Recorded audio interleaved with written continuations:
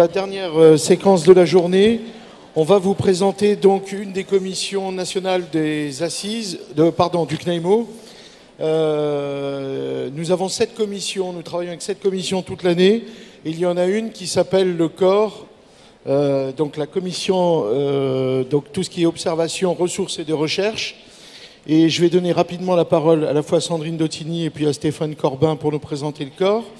Et puis dans le cadre de cette activité, nous allons tout à l'heure remettre le prix du meilleure recherche 2019, donc en protection de l'enfance. Et cette année, vous allez voir, c'est un prix qu'on peut dire international, puisqu'on va appeler tout à l'heure une personne que je nommerai pas pour l'instant, qui a fait une recherche tout à fait intéressante et qui va venir nous la présenter et qui vient du Sénégal. Je vous passe Sandrine Dotigny. Bonjour à tous. Donc vous rappelez qu'au regard des évolutions contextuelles auxquelles nous avons dû faire face et où le milieu ouvert a été fortement réinterrogé, le CNAIMO a souhaité renforcer son carrefour d'observation de ressources et de recherche, d'une part pour répondre aux exigences des pouvoirs publics, mais aussi pour vous offrir un outil vous amenant à une diversité de regards, une richesse des pratiques professionnelles et venir vous nourrir de cela. Donc en 2017, la recherche a été arrêtée, qui s'intitule Parentis et qui a pour objectif d'évaluer les effets produits des mesures d'AEMO et au-delà peut-être se poser la question qu'est-ce que ça signifie aujourd'hui que d'être parent et comment on peut confronter nos regards. Donc vous dire qu'on a besoin de vous aussi pour faire cette recherche puisque nous réalisons des entretiens, des travailleurs sociaux, des éducateurs, voilà, des chefs de service, directeurs, magistrats, enfin tout le spectre qui œuvre au milieu ouvert. Et puis, donc j'en profite pour vous dire qu'il faut venir au stand du CNAIMO pour participer à cette recherche. Dès demain à 8h30, nous aurons nos brillants chercheurs qui vous qui peuvent vous interroger et passer ces entretiens d'une durée d'1 heure. Donc n'hésitez vraiment pas à participer à cette recherche parce qu'on a besoin de vous. Vous dire que cette recherche donc, a été lancée en 2017 et elle a pour objectif finalement de vous offrir effectivement tout un panel, de croiser les regards, de venir enrichir vos pratiques professionnelles, peut-être de réinterroger aujourd'hui comment vous exercez votre pratique. Donc vous donner quelques actualités, donc je vais laisser la parole à notre cher collègue membre du conseil scientifique, Stéphane Corbin, qui va vous donner très rapidement les avancées de nos travaux. Merci. Bonjour à tous. Donc, bon, quelques détails au sujet d'abord de l'observatoire et de cette recherche. Donc, l'observatoire a vocation à mener des recherches sur la durée, à inscrire finalement les recherches sur la durée. Donc, on peut considérer qu'il ne s'agit pas d'une recherche ponctuelle qui s'achèvera par la production d'un rapport qui risquerait de rester lettre morte, mais une recherche qui suppose un cheminement, une progression qui vise par étapes successives, d'année en année, à approfondir la connaissance des problèmes liés à l'enfance en danger et à la protection de l'enfance.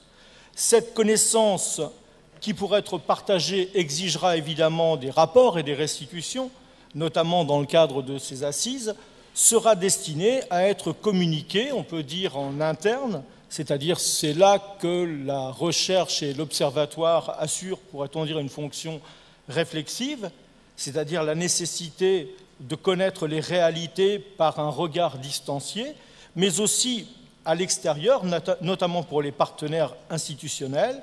Eh bien, la vocation sera de mieux faire connaître la réalité à laquelle vous êtes confrontés, la réalité de votre travail et de vos missions, mais aussi les besoins, l'insuffisance de moyens, et puis eh bien, les difficultés auxquelles vous êtes confrontés relativement aux changements sociaux qui s'opèrent dans l'époque.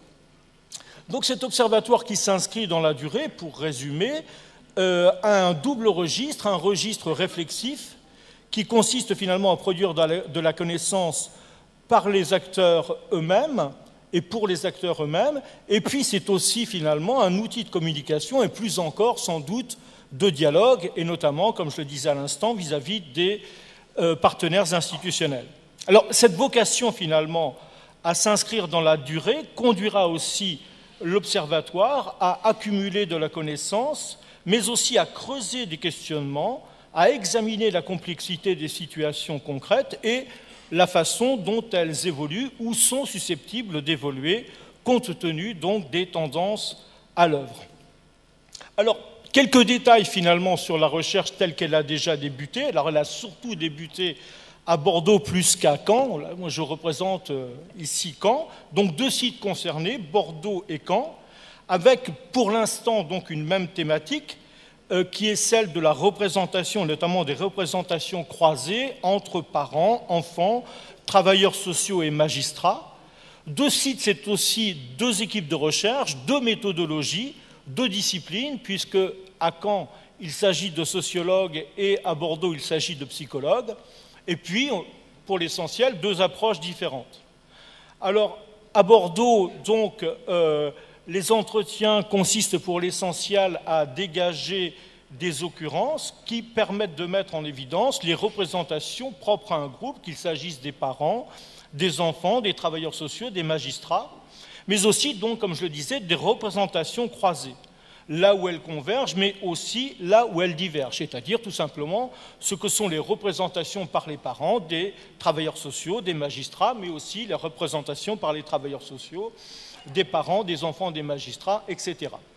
À Caen, finalement, la méthode sera, dans une certaine mesure, plus traditionnelle. Il s'agit d'entretiens semi-directifs centrés autour de quelques questions qui ont donc aussi vocation à établir ce que sont les représentations des différents acteurs. La recherche à venir sera donc, pour ce qui concerne le site de Caen, centrée sur le Calvados, mais dans les années à venir, on pourra aussi explorer d'autres territoires pour sacrifier au langage à la mode, comme le dit si bien Michel. Alors, l'intérêt de mener des recherches sur un même thème, mais avec des méthodes différentes, dans le cadre de disciplines également différentes, permet, dans un premier temps, finalement, pourrait-on dire, d'éviter la répétition et une forme d'accumulation, mais aussi d'assumer un décalage qui peut s'avérer fécond. Il s'agira de mettre en évidence des convergences dans les résultats des recherches et de tenter de les expliquer et, dans un deuxième temps, d'instaurer aussi entre nous un dialogue, une confrontation entre les différentes équipes, entre ces deux équipes de recherche, pour tenter d'expliquer eh bien, les divergences. Alors on pourrait finalement, a priori, trouver que cette méthode relève d'une forme de bricolage, mais il s'agit simplement de considérer que comparer, ça n'a de sens qu'à la condition que l'on compare eh bien, justement ce qui, a priori, semble ne pas être comparable.